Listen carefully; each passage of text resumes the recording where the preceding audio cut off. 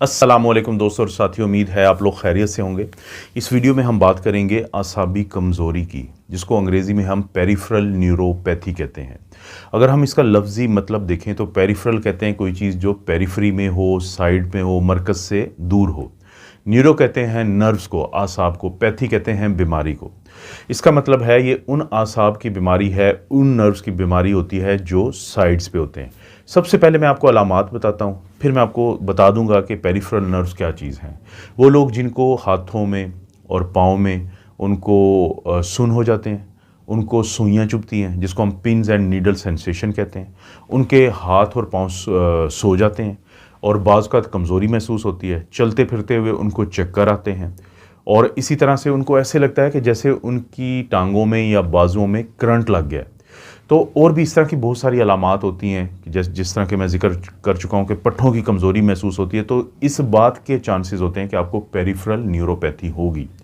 ये peripheral nerves होती क्या हैं दोस्तों? हमारा जो पूरा हम ये काम करते हैं तो दो हमारे से जो असाबी निज़ाम है उसके दो हिस्से हैं। एक होता है सेंट्रल नर्वस सिस्टम, जिसमें दिमाग और रीढ़ की हड्डी में से गुजरने वाला हराम मगज़ यानी स्पाइनल कॉर्ड शामिल है। यानी ब्रेन और स्पाइनल कॉर्ड को हम कहते हैं सेंट्रल नर्वस सिस्टम।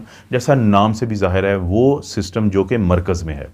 उसके बाद दूसरा होता है पेरिफेरल नर्वस सिस्टम, यानी असाबी निज़ाम का वो हिस्सा जो पेरिफेरी यानी सेंटर से दूर जाता है। ये पेरिफेरल नर्व्स होती हैं, ये बिजली की तारें होती हैं जो हमारे दिमाग और जो स्पाइनल कॉर्ड है वहाँ से पूरे जिस्म के हर हिस्से में जाती हैं। मिसाल के तौर पे आपने अपना हाथ रखा चाय का कप उठाने के लिए, तो जैसे ही आपने रखा तो वो गर्म था, तो आपके आसाब एक पैगाम लेके जाते हैं आपके दिमाग की तरफ कि ये जो कप है ये गर्म है।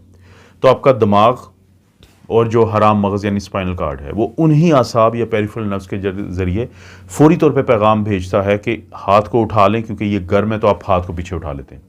तो ये जो पूरा सिस्टम है ये सेंट्रल नर्वस सिस्टम और पेरिफेरल नर्वस सिस्टम से मिलकर बना होता है। हमारा मौजू है पेरिफेरल न्यूरोपैथी, यानी जो पेरिफेरल नर्व्स है जब वो टूट फूट का शिकार हो जाए, जब उनके ऊपर एक शीत होती है, झिल्ली होती है, माइलन शीत जिसको हम कहते हैं, वो वक़्त के साथ साथ टूट फूट का शिकार हो जाए, वो ब्लड प्रेशर के मरीज़ों में टूट फूट का शिकार हो जाए, वो शुगर के मरीज़ों में टूट फूट का शिकार हो जाए, वो कुछ मल्टी वाइटामिन्स, कुछ हमारे अंदर जो न्यूट्रिएंट्स यानी नमकियात की कमी से वो उसको जब वो मुतासर हो जाए, जब हमें कभी चोट लगी हो तो उससे जब वो मुतासर हो जाए, तो उस सूरत में, या फिर हमारे रीढ़ की जो हड्डी है अगर उसमें कोई मसला बन जाए तो तब भी ये पेरिफेरल जो नर्व्स हैं, जो आसाब हैं, ये मुतासर होते हैं। तो उससे हम कहते हैं पेरिफेरल न्यूरोपैथी, और जिसकी जो अलामात हैं मैं आपको बता चुका हूं कि उसमें क्या क्या अलामात आती हैं। अब एक दफ़ा आपका डॉक्टर आपको, जब आप उनसे मिलते हैं कि आपको ये अलामात हैं, तो उसके बाद आपका डॉक्टर आपकी कुछ दवाइयों का भी जायज़ा लेता है, क्योंकि जो पेरिफेरल नर्व्स के अंदर ये सलाहियत होती है कि वो किसी हद तक आहिस्ता आहिस्ता वो हीलिंग की तरफ जाती हैं, वो ठीक होने की तरफ जाती हैं, और कुछ चीज़ों से हम उस हीलिंग को बेहतर कर सकते हैं, जो मैं इस वीडियो में आपको जिक्र करता हूँ। तो सबसे पहले तो आपका डॉक्टर आपका जायज़ा लेगा कि जो आपको अगर पेरिफेरल न्यूरोपैथी है तो क्या कहीं आप कुछ दवाइयाँ तो ऐसी नहीं ले रहे जो उसको बढ़ावा देती हैं और आपकी पेरिफेरल नर्व को ठीक होना जो होता है उस अमल को रोकती हैं या कम करती हैं। वो कौन सी दवाइयाँ होती हैं? जैसे चिकनाई के ख़िलाफ़ या जो लिपिड्स के ख़िलाफ़ हम दवाई लेते हैं, जिसको यानी कि जो स्टैटिन दवाइयाँ होती हैं, वो लोग जिनका कोलेस्ट्रॉल बड़ा होता है, तो उन लोगों को जो कुछ दवाइयाँ तजवीज़ की जाती हैं, जैसे कि अटोरवास्टैटिन है, सिमवास्टैटिन है, रोजुवास्टैटिन है।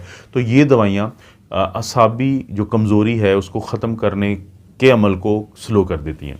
इसी तरह से बाज़ ब्लड प्रेशर की दवाइयाँ होती हैं कि जो इस अमल को मुतासर करती हैं। वो कौन सी दवाइयाँ होती हैं?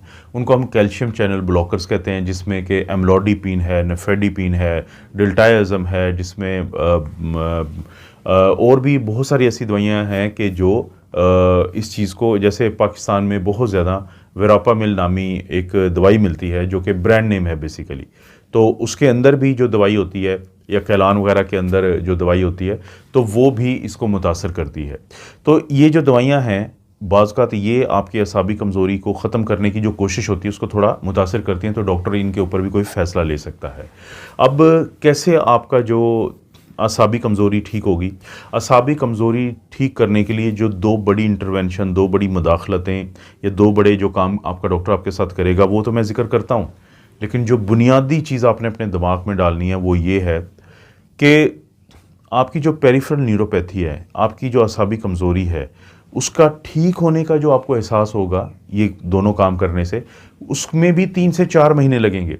तो जिसको हम आम ज़ुबान में कहते हैं कि आपने सब्र के साथ ये इलाज चलना है, क्योंकि बाज़ का डॉक्टर्स 2-3 हफ्ते की दवाई दे के और फिर वो कहते हैं कि चलें आपको तो फ़ायदा नहीं हुआ तो आप ये ठीक नहीं हो सकते।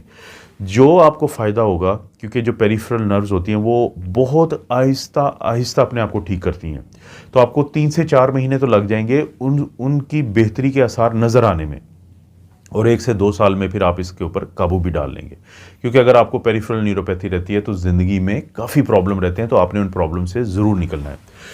कोई भी ऐसा मल्टीविटामिन ज़रूर लें जिसके अंदर कुछ ऐसी चीज़ें हों जिनका मैं आपको नाम बताने लगा हूँ। जैसे उनके अंदर एल सिट्रुलिन नामी अमाइनो एसिड होना चाहिए, उनके अंदर एसिटाइल एल कार्निटीन नामी अमाइनो एसिड होना चाहिए, उनके अंदर फोलेट होना चाहिए, उनके अंदर मेथी कोबालामिन बड़ा मशहूर विटामिन B12 है वो होना चाहिए, उनके अंदर विटामिन B6 जिसको हम वैसे तो पायरिडॉक्सिन कहते हैं, तो उसकी एक एक्टिव फॉर्म होती है जिसको हम पायरिडॉक्सल 5 फॉस्फेट कहते हैं, वो होनी चाहिए। विटामिन B1 को हम थायामीन कहते हैं, लेकिन उसकी एक बड़ी अच्छी फॉर्म है जिसको हम बेनफोटायामीन कहते हैं, तो वो होनी चाहिए। सोने पे सुहागा हो जाएगा अगर हमारी इस जो दवाई के अंदर अगर आर अल्फा लिपोइक एसिड हो जाए। इन तमाम चीज़ों को हम कहते हैं न्यूरोट्रॉफिक न्यूट्रिएंट्स। न्यूरो का मतलब होता है, जैसे मैं पहले भी जिक्र कर चुका हूँ कि आसाब को कहते हैं, नर्व्स को कहते हैं, न्यूरॉन्स को कहते हैं, ट्रॉफिक कहते हैं जो उनको ताकत दे, जो उनको बढ़ावा दे, उनको स्टिमुलेट करे। तो अगर आप कोई अपने डॉक्टर के साथ मशवरा करके, अपने जो रूमेटोलॉजिस्ट के साथ मशवरा करके, आर्थोपेडिक सर्जन के साथ मशवरा करके, डाइटिशियन या न्यूट्रिशनिस्ट के साथ मशवरा करके कोई ऐसा मल्टी विटामिन लेते हैं जिसके अंदर ये चीज़ें मौजूद हैं या इनमें से अक्सर चीज़ें मौजूद हैं, तो आपकी जो पेरिफेरल न्यूरोपैथी है वो उसका इलाज होना शुरू हो जाएगा। और उसके बाद जो दूसरी चीज़ जिसका पाकिस्तान में ज़रा कम तवज्जो दी जाती है वो है शुआओं से इलाज। ये हैं बेसिकली लेज़र थेरेपी है, इसको हम नियर इंफ्रारेड थेरेपी कहते हैं। ये मखसूस किस्म की होती है, क्योंकि जो इंफ्रारेड होती हैं वो मिड भी कहते हैं उसको, डिस्टेंट भी कहते हैं उसको, नियर भी कहते हैं। ये 3 किस्म की होती हैं।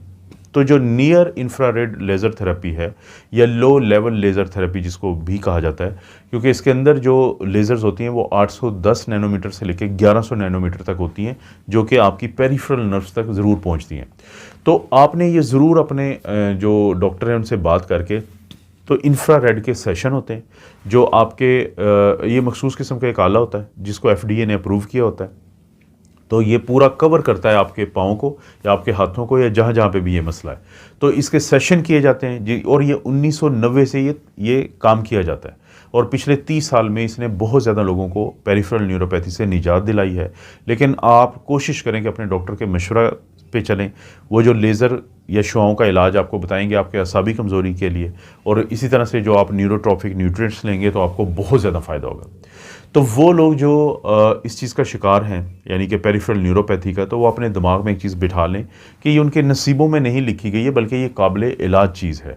तो जब एक दफ़ा आपको इलाज हो जाएगा, आप इन असाबी कमज़ोरी की अलामत से निकल आएंगे, तो आपको खुद मालूम हो जाएगा कि मैं क्या बात कर रहा हूँ। दोस्तों, आपको पता है कि आपको इस तरह की वीडियोस इस चैनल पे मिलती रहती हैं। वीडियो को लाइक करें, चैनल को सब्सक्राइब करें। कोई वीडियो अच्छी लगती है तो दोस्तों रिश्तेदारों से शेयर के ऑप्शन से उसको शेयर ज़रूर कर दें। आप अपना और अपनी फैमिली का ख्याल रखें। अल्लाह ताला आपको और आपकी फैमिली को हर किस्म की बुराई, बीमारी और आजमाइश महफूज रखे।